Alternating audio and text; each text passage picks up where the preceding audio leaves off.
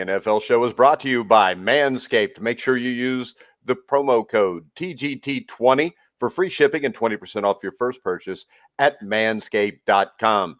I am your host for the NFL show, Mike Goodpasture. And when you think of manscaping, you think of my co-host, Sam Teets. How you doing, Sam? I'm doing great, Mike. How about you? Or as the ladies call you now, Smooth. You're gonna keep running with that one, right? You brought it up like a week ago. Well, I don't think I did Smooth. But oh no, you did. You did do that a week ago. All right, then it's brilliant. All right, NFL power rankings. I think this is a lot like the quarterback rankings we did yesterday, where at one point, like 8 teams were good. Now, when you look at this, you go down the list, at least the top 15 are legitimate playoff contenders. My question to you is, how many are legitimate Super Bowl contenders? Are there more? Because I don't think there's really a solid 1, 2, 3 here, or are there less? I think there are less. I think there are maybe 5. Maybe if you look at more optimistically, maybe 6 teams that I would consider Super Bowl contenders right now. I don't think many teams from the outside have a really good shot just because, it really comes down to quarterback play, in my opinion, for most of these situations. Maybe there's some outside chances, but to me, it's 5 or 6 teams. I don't think there's much more than that. Really? They all have flaws. So you think after Tampa Bay and Green Bay, that's about it? Yeah, really. I don't see Baltimore this year just because of the offense right now. The Raiders, you brought the Raiders forward. Raiders are probably one of those teams that have an outside shot. Seattle, too, maybe, if you think about Russell Wilson. But to me, really, Tampa Bay, cut it off. You could probably cut it off there, and I'd be fine with it. I would cut it off at Tennessee. Yeah, I think that there's that many. I think there's 10 teams. Yeah, just because there's no solid one up there for me. I mean, the Kansas City Chiefs, who you've got at number 1, we'll just start it off there. They barely got by the Carolina Panthers. And when I look at this, I think there's no doubt they should be the number 1 team right now, but they still have a lot of issues. And the defense is the biggest question mark for me. They're going to score points. So I think a team that's going to beat them, you've got to score probably 27 points or more. So you got to be a team that can do that. But I think right now, to me, it makes sense to have the Chiefs number 1. But I'll tell you what, if I was ranking these, I think I'd put the Saints at number 1.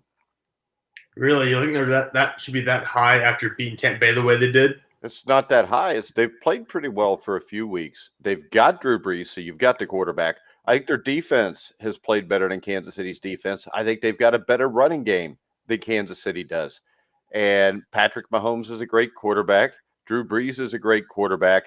But I'm telling you, the Saints, Michael Thomas could be the best receiver in the game. You got Emmanuel Sanders. You got Alvin Kamara running the ball. So I would probably lean towards Kansas City offensively, but I think the Saints are definitely better defensively. And they both are well-coached football teams. And they certainly have more depth. It's interesting, though, looking at their schedule. Their losses are to the Raiders. That was week 2, 34-24. And then they lost to the Packers 37-30. So it's really up and down. There's no clear way of establishing any kind of order here for me for these top teams because Kansas City and New Orleans have both lost to the Raiders at this point. I feel like every team on here has a surprising loss to another competitor. Yeah, and I think when you look at that, this may sound crazy, but for a power ranking, I think the Pittsburgh Steelers are overranked at 3. And I know I've talked them up. I think Big Ben's been awesome, but I think there's some definite issues with that team. And that being said, I think the Buffalo Bills right now should be above Pittsburgh. I think the Las Vegas Raiders should be above Pittsburgh. You probably have a problem with how low Las Vegas is ranked on this list, but we'll probably talk about that a little bit later.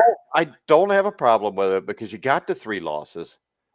But that win against Kansas City, the win against New Orleans, right there, you've got this team ranked 8. And I know they're 5-3, which is less than the 8-0 Steelers.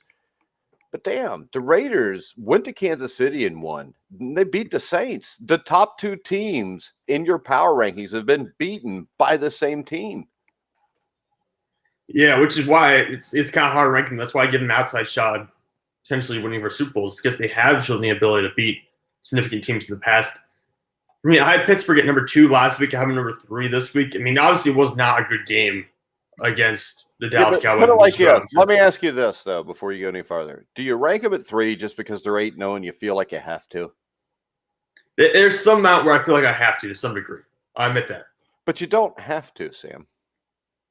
I know, but I feel like I have to. And also, I'm a Steelers fan, so I do feel somewhat. I mean, they've been a very good team this year. They have 3 fourth quarter comebacks, and Ben's been playing great. My only issue right now is that the consistency just isn't there. I mean, I think like the last 2 or 3 weeks specifically, they've been a little bit of a drop, but maybe a little fatigue. I don't know what you would call it, but to some extent, they've been struggling a little bit defensively, and the offense in the first quarter usually isn't there.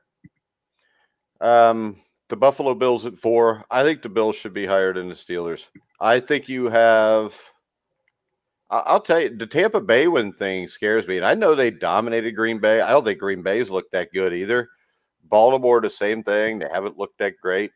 I really think that the Las Vegas Raiders should be ahead of the Ravens, Packers, and Bucks. And I know the Bucks beat them, but one game in the NFL don't mean a whole hell of a lot to me. I would damn near go, Buffalo 3, Vegas 4, Steelers 5.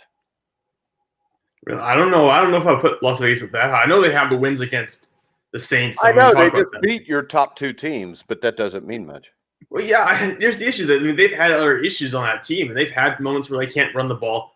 Josh Jacobs has been okay this year, but not nearly as good as it was last season. There are serious holes in this team right now. I know they got the wins, but they got pretty easily taken down by the Buccaneers. We already talked about that. I mean, there are issues with this team, this roster to some degree that they got the impressive wins. They have lost to the Patriots. They've lost to the Bucks.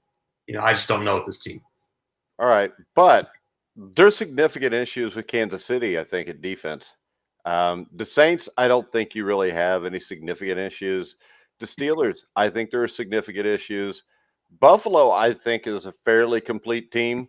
I think the Bucks have significant issues. The Packers have significant issues. The Ravens have significant issues. So the Seahawks do. The Titans do on defense. So really, there's a total of what? 2 or 3 teams at most that don't have significant issues? Yeah, and one of them is Buffalo. And Buffalo, honestly, they don't have significant issues when I look at their roster. But the problem for them has been the past 4 weeks prior to this win against Seattle. They were an average team at best. I mean, they lost 42-16 to the Tennessee Titans. They lost 26-17 to the Buffalo Bills. And the score, if you actually watch the game, it wasn't that close. It felt like the Chiefs ran away with that game. They only beat the Jets by 8, and they only beat the Patriots by 3 points. And they should have lost that game if not for Cam Newton fumbling the game away. So to me, they've been issues with the Bills team. They've underperformed. They did just beat Seattle. And the thing is this, I don't know too many teams that are going to go a 16-game season and not have a 3 or 4 week drop-off. Yeah, but if you're going by that logic, you could just say, well, Pittsburgh's won the last 3 or 4 games. But you could say maybe they've had a bit of a drop-off the past couple of weeks. No, Pittsburgh's drop-off is coming starting this week. That's right. So they're playing Cincinnati Bengals and Joe Burrow. How could I forget? Yeah. Well, you're not going to be able to forget when you have to come on this show Monday and account for all the crap you gave me when I told you a week or 2 ago the Bengals would beat them. Mike, Pittsburgh could go 15-1 this year, but the only loss being to the Bengals this coming week. And you would still remind me about it for the next 2 or 3 years. What else would matter? So I think when you look at it, the Colts are going to drop off. I think the Steelers drop off, if you look at the rest of the season, they're going to lose to the Bengals. They'll beat the Jaguars. They're going to lose at home to the Ravens. That's 1 and 2. They beat Washington. They lose to the Bills. They lose to the Bengals again. They lose to the Colts. And then they beat the Browns. 3 and 5 the rest of the way. Really, just a couple of days ago, you split with the Bengals when we were doing this. I know, but I've changed my mind now. I was going to give you a split with the Bengals. Maybe I'm going to change my mind and say Pittsburgh beats them both times. Well, it doesn't matter because they're not going to, and that would be stupid. All right, number 5, Tampa Bay. O-line has to be the issue there. Green Bay, I think, stopping the run. O-line issues there. Baltimore's a team that I still think is a Super Bowl contender if Lamar Jackson can figure it out. I just don't know that that's ever going to happen. Yeah, and we talked about this the other day. He hasn't had 250-yard passing games since week 1, and that was against Cleveland. So to me, maybe his defense is scheming for him better, but right now he hasn't had the kind of passing games that they need to have in a modern offense or a modern NFL to win against teams like the Green Bay Packers or Bucks or even the Steelers at this point.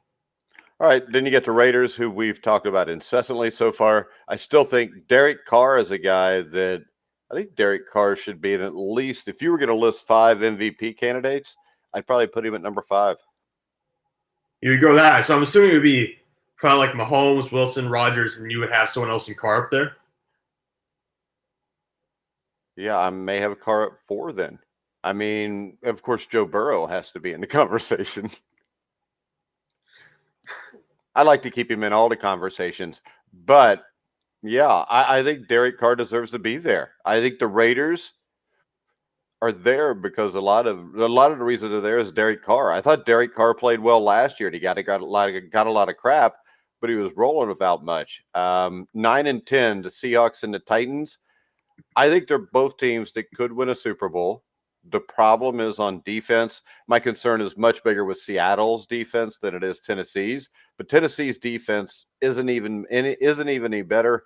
And the big issue I see with Seattle and Tennessee is just lack of a pass rush. Yeah, they can't really get after quarterbacks, and that's been their big issue so far. In Seattle, the best passer this year is what? Alden Robinson, who was like a 5th-round pick out of Syracuse. They don't have a lot there. Even for the Titans, they have Harold Landry, they have Jadeveon Clowney, but those guys haven't produced much. I also think there's a problem with Tennessee's offense that you can stop Derrick Henry. Derrick Henry has been stopped. I mean, against Chicago, he got stopped. Against Pittsburgh, he got slowed down. I think they're finding ways to stop the running game for Tennessee. And Ryan Tannehill is still a good enough quarterback to win football games. But if you make it one-dimensional, it becomes much easier to beat Tennessee. Well, that's anybody you're playing if you can take away what they want to do. But the thing about that is you still got to be able to stop Ryan Tannehill, whose numbers weren't great, but he did complete a couple touchdown passes, which was the difference. All right, you're 11, 12, 13. Miami, Arizona, and the Colts. I don't have much hope for the Colts. I think the Colts are in trouble. I think this Ravens loss was huge for them. I think with Arizona, I still think you're a year or 2 away. Kyler Murray is not consistent. Miami, I think, is the most dangerous just because Tua Tagovailoa, I think it's a stud. And Bobby Sheridan from the Sheridan Report was giving us crap on Twitter, making fun of us for saying Justin Herbert over Tua Tagovailoa. And I think what everybody needs to realize here is Justin Herbert's only played, 7 games? 6, 7 games? Yeah. Tua's played 2. And I can tell you this. I know everybody jumps the ass because we say this about Tua and he's really only started 2 games. Herbert's not started a lot more, and I'm just telling you this. If you listen to everything I said before the season started, I thought Tua would be a stud. I wasn't high on Herbert, so I have seen nothing from Justin Herbert to change my opinion of Tua. Now, I have seen enough from Justin Herbert to change my opinion to the better for Justin Herbert, but I still don't think he's going to be Tua, and I think Tua is a huge wild card here that gives Miami a real shot. Yeah, I think given the week, they could even potentially challenge the Bills for the division title. I know Buffalo's defense played much better this past weekend because their big issue with them is they hadn't had a pass rush until they sacked Russell Wilson 5 or 6 times this past weekend. Before that, they had no pass rush whatsoever, and their defensive backfield underperformed. They really came out and had a great game in Seattle, and hope maybe they'll build confidence for them. Maybe they'll build into a larger campaign for them where they're playing defense much better. But up to this point in the year, Buffalo had not played great defense. That is really why Miami is still in the conversation with Buffalo for potentially winning the AFC East. All right, then we get to the teams that I think are fool's gold. We get the Rams at 14, the Bears at 15, the Panthers at 16. Actually, out of those 3, I would have more faith in the Panthers. Just 3 and 6 is going to be hard to overcome in an NFC where you're probably going to have to win 10 to get in the playoffs. You've got the 17, the Cleveland Browns. So those 4 teams to me are all pretenders. And I don't think the Rams make the playoffs. I don't think the Bears do. The Panthers don't. I don't think the Browns do when this is all said and done, Sam. I think you might get one of those 4 teams to make the playoffs just because of the numbers they're going to have. Other than that, I would have trouble finding 2 or 3 of those teams making playoffs. I don't think Carolina will. I think Carolina is arguably better than Chicago or the Rams, even though Chicago beat Carolina earlier this year. I think the Panthers are a little bit more of a threatening team. I wouldn't want to play them. I'd much rather play the Bears. Well, I think the Panthers have played a much tougher schedule. Yeah. That's the issue. And you recognize that in their record. Now they're 3 and 6. Really, next year they're going to be a great team, I think, with Matt Rule and how far they've come already. The issue is that played a really bad schedule. They have the Saints, obviously. They got the Bucks and Chiefs. The Bears were on there as well. And so were the Raiders. So they were never going to have a great year this year just because how the schedule lined up. They are a threatening team. Other than that, I agree with you. The Rams really riding down Jared Goff, and he's been so inconsistent, it's hard to tell. Chicago has no offense whatsoever. And I know Nick Chubb's coming back to Cleveland, but the Browns always find a way to screw things up. All right, let's go ahead and let's look at the teams that I think are dangerous teams for anybody to play right now. The Minnesota Vikings, the 49ers, which are only dangerous if they start getting people back.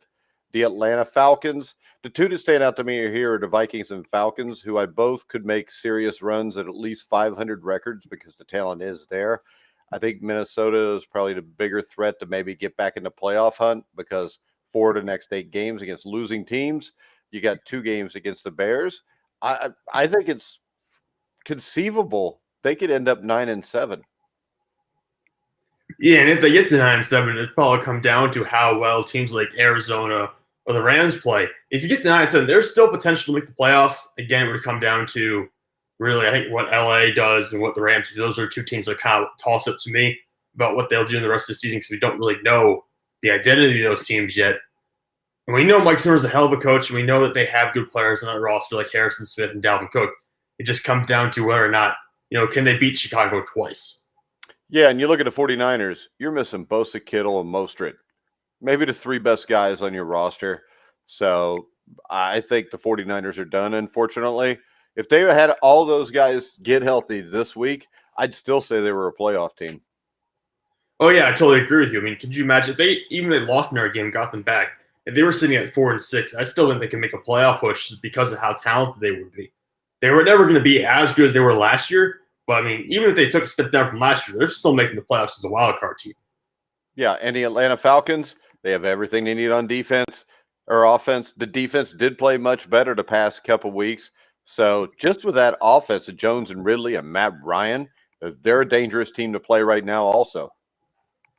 Yeah, I would lump them right into the same class as the Vikings because they have so many offensive pieces. And it's impossible to stop Julio Jones. He's a future Hall of Fame player. Calvin Ridley is the ideal complement for him. Matt Ryan's a proven quarterback.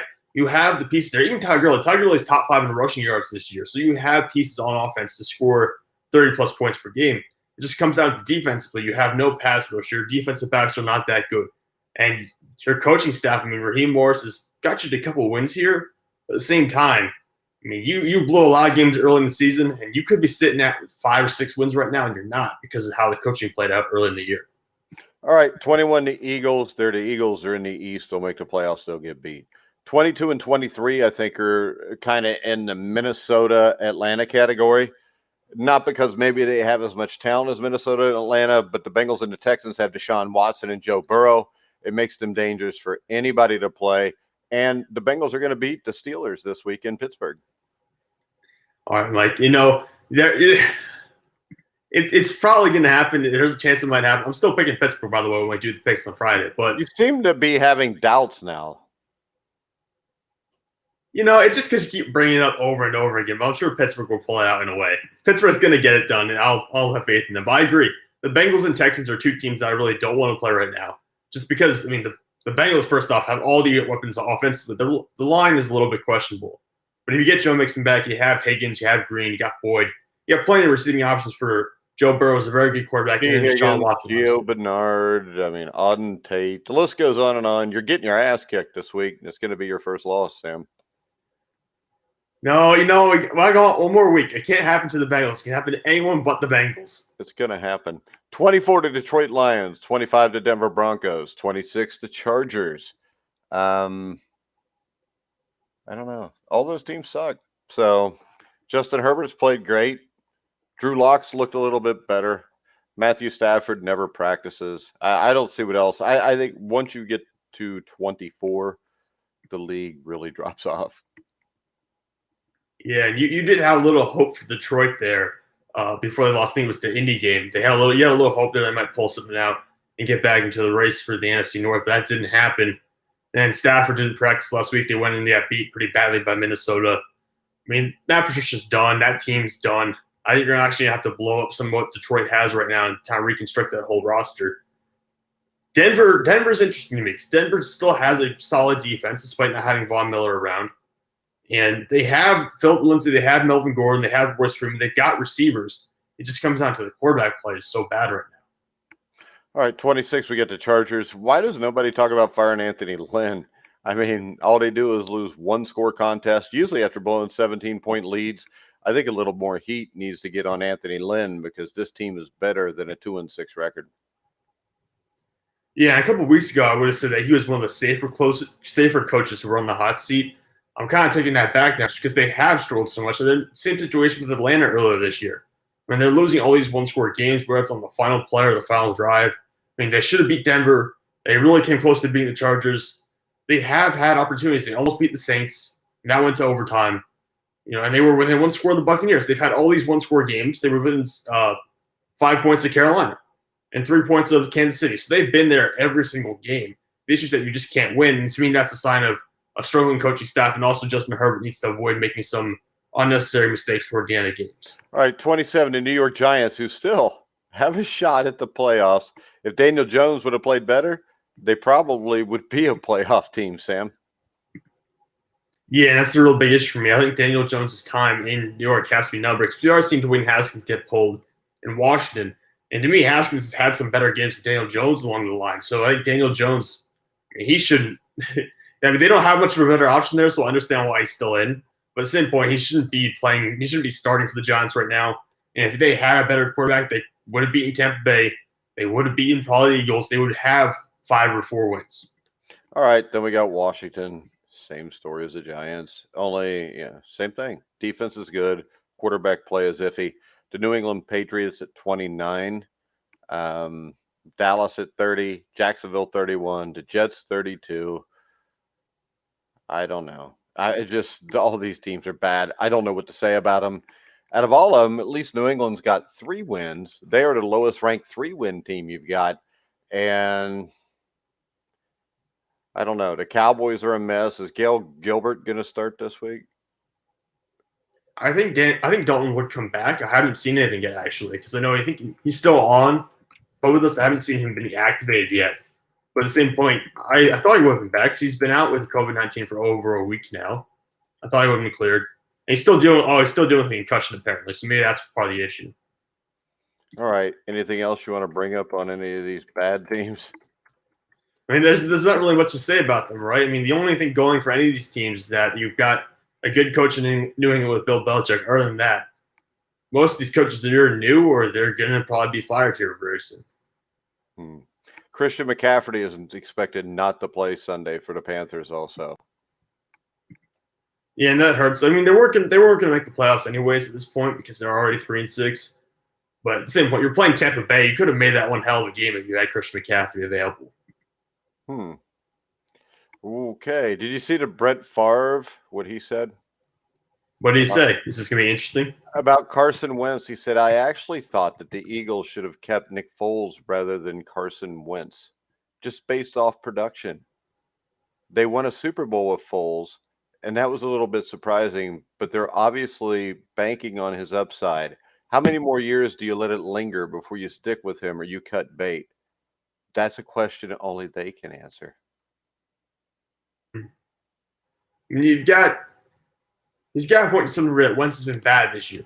And really, I mean, this year where the division's wide open, you should be able to seize this and run away with it. And they haven't. They're only 3-4-1.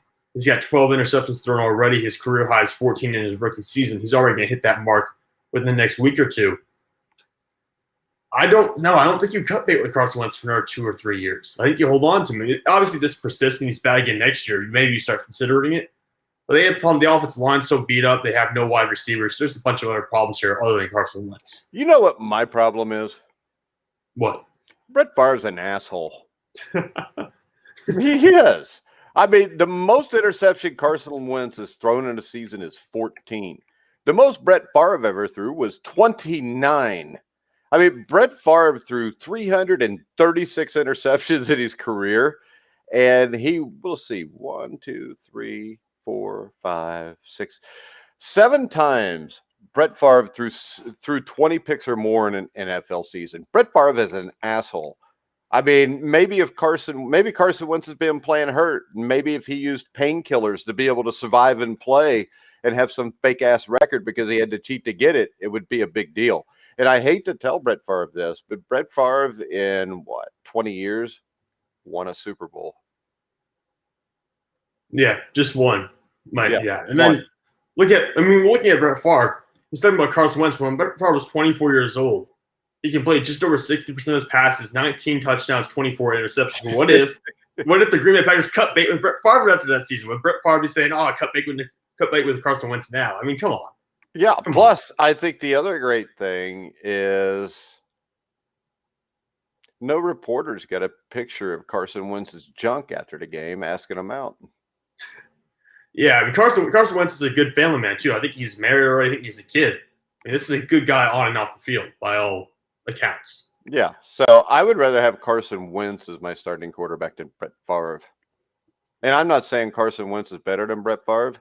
It's just he is. I think Brett Favre is the most overrated quarterback that ever lived.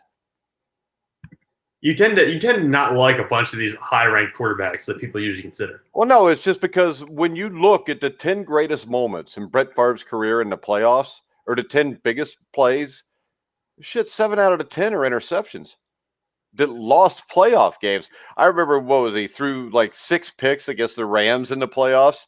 Hell, that's half as many as Carson Wentz has thrown in the first 9 weeks. He did it in one game. I remember him coming to Cincinnati and throwing 4 or 5 picks. I remember a pick 6 to lose a playoff game in overtime against the Eagles.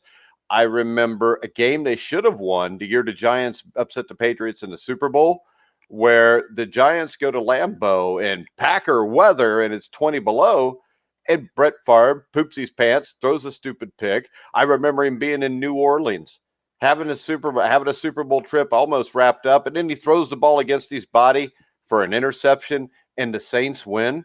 So Brett Favre needs to shut up. I mean, if he's going to bitch about somebody throwing interceptions, hell, he never should have even played in the NFL. You mentioned that 6 interception game against the Rams. He also had a 4 interception game against Minnesota.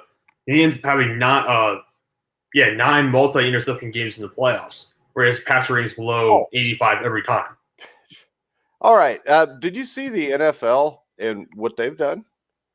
Oh, is this the rule change?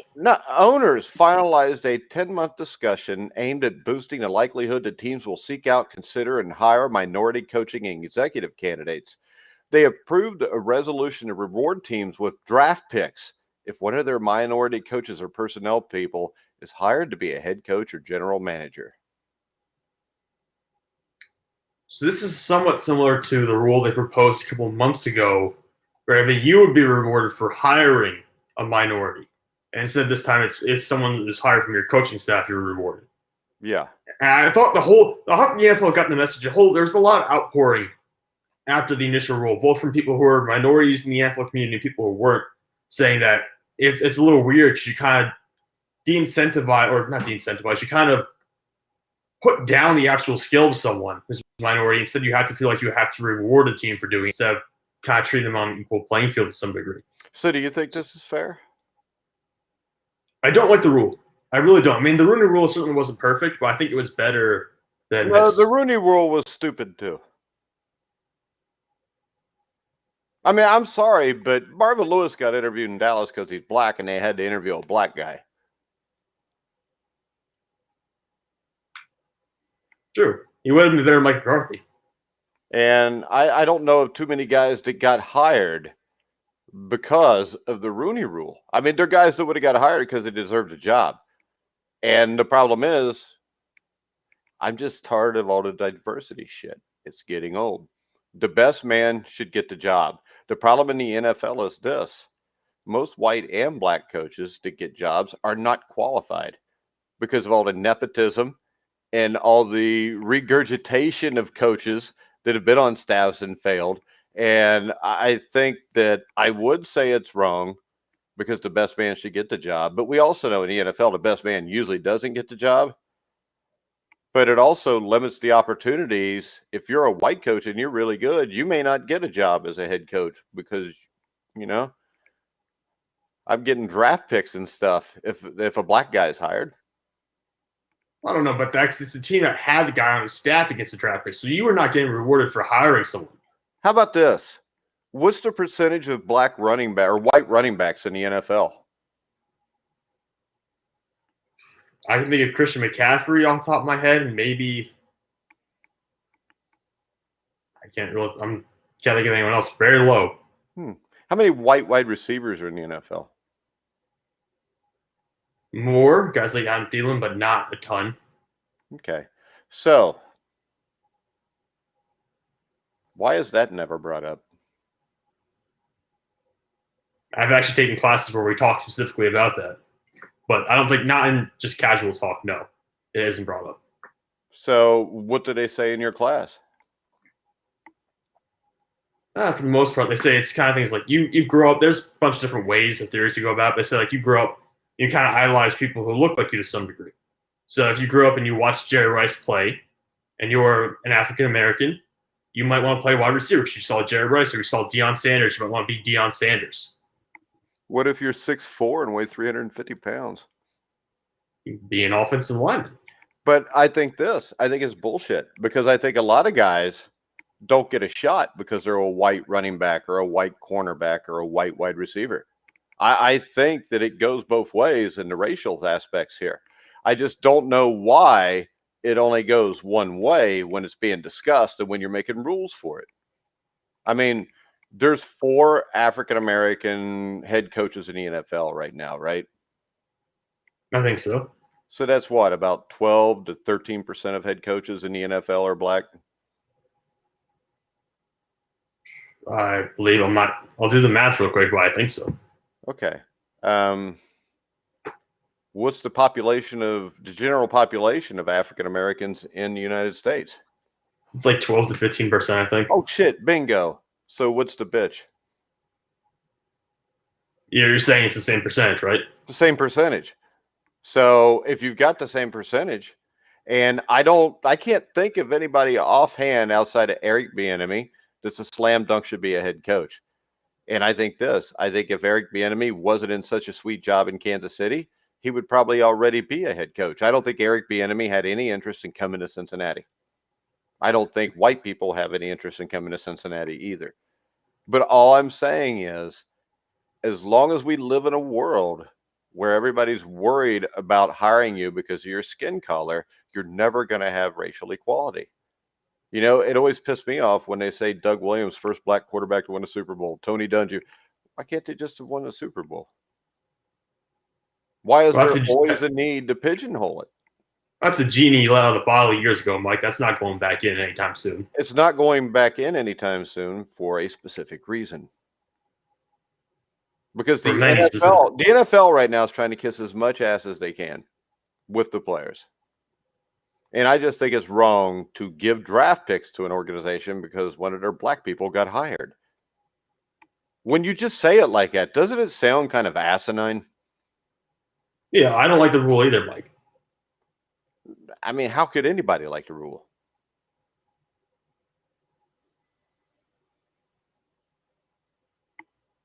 There's no way. And also, I would like to say that the grueling truth is the first place to call in the presidential election, the state of Utah to Kanye West. That means we've now given him Utah and Georgia. Good for Kanye West. I know. We're going to have him on a call tomorrow if he can pick up Virginia, which is trending that way right now. But do we have any other NFL news we want to discuss? No, that's about it. All right. Well, we're going to wrap it up. We will be back tomorrow at 1 o'clock. Is tomorrow Thursday? Yeah, it already is. Oh, we got the Colts and the Titans tomorrow, right? Yeah, it could be a good one. That's a big game. Maybe I'll get a hold of Kent Sterling. He's our Colt guy. He covers the Colts. Maybe we could have him come on and talk about the game. Yeah, that's be good. And then we can have all of 500 viewers because no one cares about the Colts. Oh, nobody cares about the Colts? That's mean coming from a Steelers fan who's about to get their ass smacked by the Cincinnati Bengals. Today, bitch. All right, guys, we're going to wrap it up. We'll be back tomorrow at 1 o'clock. Make sure you check out Rockfin. Make sure you check out Manscaped.com. Promo code TGT20 to keep your balls happy. So, Sam, after the Bengals beat up your Steelers on Sunday night, you can spend the evening with Manscaped, and you'll feel much better. Oh, yeah, that's what's going to save. That's what's going to make me feel much better. But I won't need it, Mike, because Pittsburgh's going to beat Cincinnati. So quit talking shit to me. All right, my team's 2-5, 2-6. You need to quit picking on me. All right, you guys, can't have this, Mike. Go down to 3. Go down to 2-7. Okay, we're gonna do a show Sunday after the game. It'll be like at 8:00 at night. No, I'll be sleeping by then or something like that. I know, because you're going to be probably drowning your sorrows in your first ass kicking of the year, and it won't be the last. All right, guys, we're going to wrap it up. For Sam Teets, I'm Mike Goodpasser. You've been listening to The Grueling Truth, where the legends speak.